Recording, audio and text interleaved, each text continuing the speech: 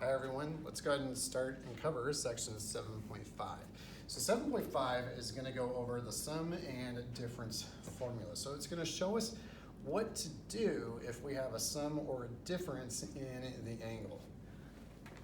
So something like sine of x plus y. And one of the most important things to remember about these identities, or when you have an expression like this, is that trig functions, like just the function part itself, so just the sine or sin or the cos, just the letters themselves, they do not distribute across an angle. So this is not multiplication. This is not sin times x plus y. So one thing is important to never, ever, ever, ever do is to try to distribute. So that is not the same thing as sine of x plus sine of y. You can't really bust apart an angle like that. So instead, you have to apply the identity. So anytime you run across a quantity like this, you have to apply the sum or difference identity. Whether you want to or not, that's what you have to use, and that's what you have to apply. Because if you do this, I'll mark it wrong every single time you do it. So don't do that. So instead, if you have this, you can expand it and get it so there's no more quantity in there. But it turns into sine of x cosine of y plus sine of y cosine of x. So those quantities, there's rules that you have to use with these, and these are the rules, not distributing. Okay, so example 1, we have to establish the identity. So cosine of alpha minus beta over sine of alpha cosine of beta equals cotangent alpha plus tangent beta. So again, we have to choose a side to work with. And it's either the left side or the right side. So let's work with the left-hand side.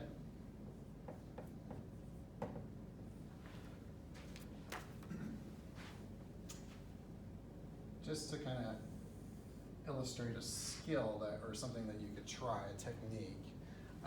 So the denominator, there's nothing I can do with it. Just leave it alone. But the numerator, I've got that difference inside the angle of cosine, so I can apply that difference identity right to that numerator. So it would be cosine alpha, cosine beta, and then the identity says if this is a minus for cosine, then the sign in between them is a positive. And then sine alpha sine beta. So when you do these, sometimes it kind of is worth your while to look at where you're trying to get to, like look at your answer and notice things about it. So if you look at your answer, you have 2 terms. Well, I have 2 terms in the numerator, so I'm going to split my numerator up so I can get 2 separate physical terms. So you can split a numerator, and when you do, it has the exact same denominator in both of the fractions. So the sine alpha cosine beta gets repeated in both of the fractions. Now you cannot do this with the denominator.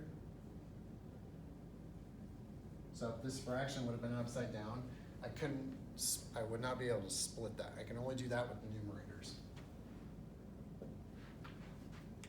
Okay. Well, now you can start to simplify. So the cosine betas cancel. Second fraction, that's the sine alphas that cancel. And then just reduce them. Cosine over sine is cotangent. Sine over cosine is tangent. And there you go, that's what you wanted. Ta-da! It's magic.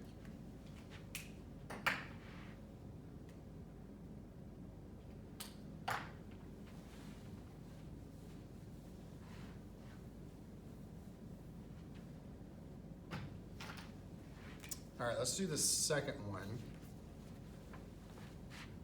And again, I'm going to show you something that you can do with these identities. So we've looked at splitting a numerator across.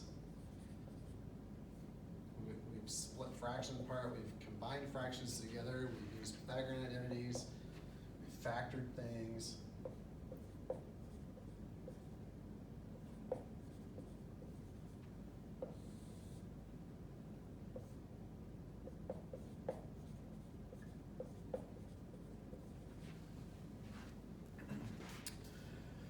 Okay, so we're actually going to work with the right-hand side, just to illustrate an important thing about these identities.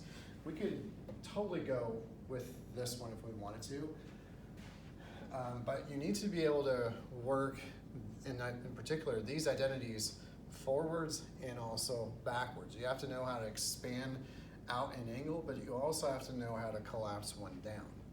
So we're going to work with the right-hand side.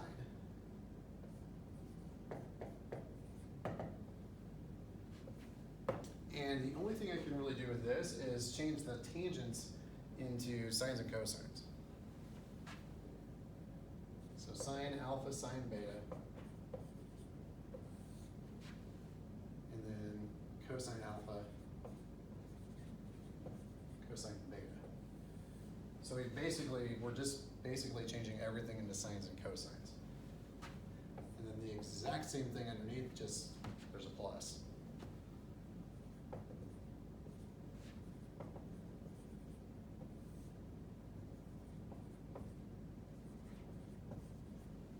Well, hey, look at that. You've got a big old fraction with some little fractions running around. So just multiply by, the common denominator again. So cosine alpha, cosine beta to the top and the bottom.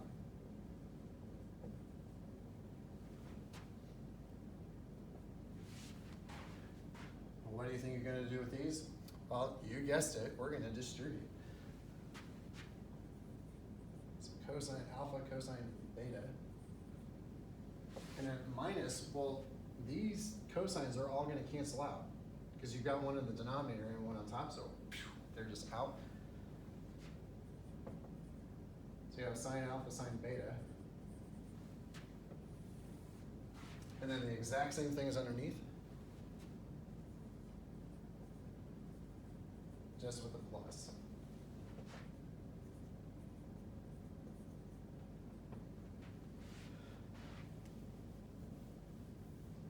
Well, if you're ever stuck, look at what you have and compare it to the side that you're trying to get to. Because that might be your last step. So it's like, okay, I've got this numerator is, I've got to turn it into that.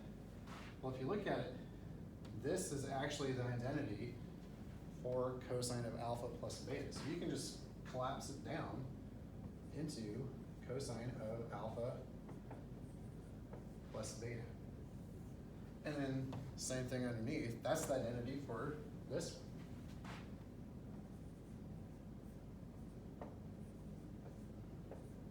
And there you go. So identities work, in two ways. You can expand it across and get a big old quantity out of it, but you can also collapse them down into a single term. So they work both directions.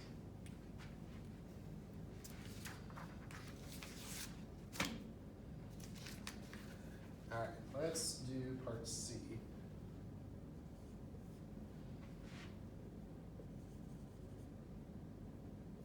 Cosine of alpha minus beta times cosine of alpha plus beta. And show that equals cosine squared of alpha minus sine squared of beta.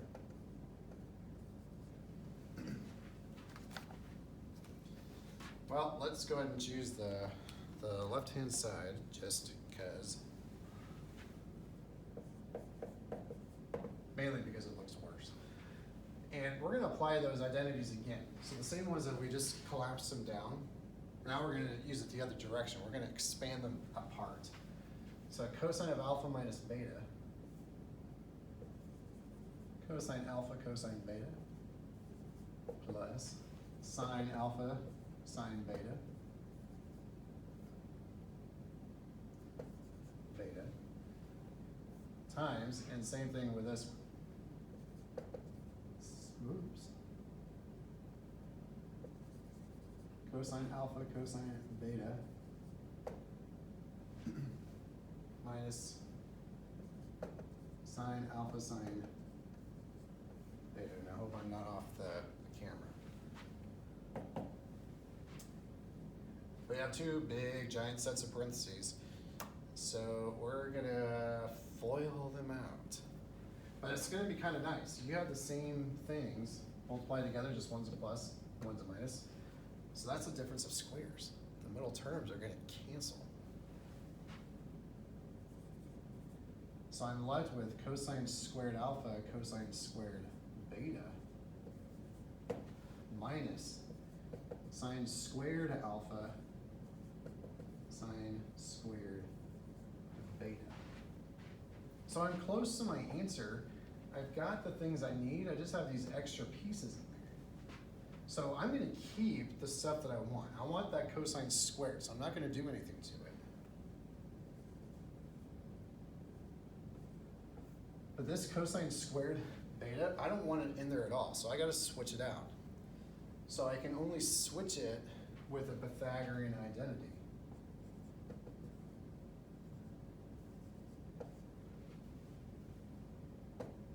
And then the same idea is gonna apply with your sine squared alpha. I don't want it in my answer, I just want the sine squared beta. So this term, I can only switch it with a Pythagorean identity.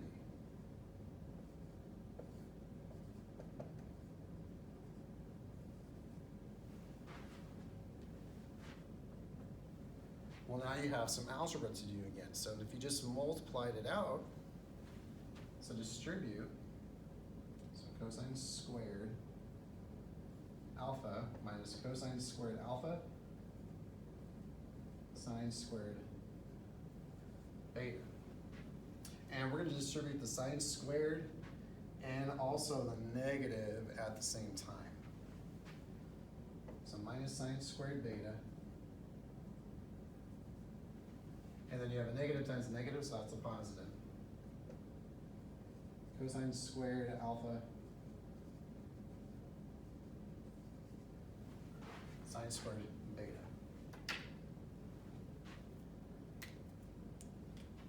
And the cosine squared alpha sine squared beta, you have a negative version and a positive version, so they cancel out. And you're down to whatever you wanted to prove.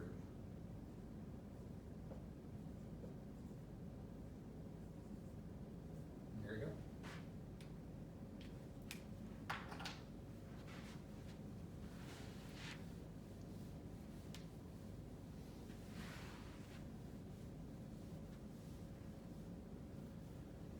All right, we're going to skip down to the last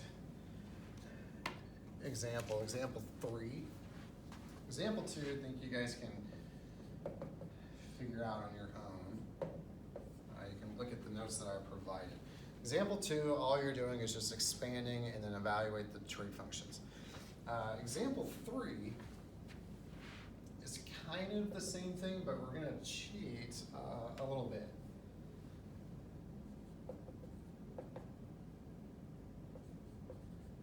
So sine of the quantity, inverse sine of root 3 over 2 plus inverse cosine of 1. So what the book would like you to do is they would like you to apply the sum formula for sine with this as your angle. So like this would be your A and this would be your B. Which you could totally do that would be totally fine, it's not wrong. But it might not be the fastest way. So instead, let's cheat. Because if I just gave you this, you wouldn't apply any identity to it. You would just start to evaluate it. So like inverse sine of root 3 over 2, well, that's just pi over 3. And then inverse cosine of 1, well, that's just 0. So if you can evaluate the step that's in here, go ahead and evaluate it. It's going to be a lot faster if you do. Because now you can just add those up. Pi over 3 plus 0 is usually pi over 3. And then just evaluate sine of pi over 3. It gives you root 3 over 2. And there you go. There's section 7.5.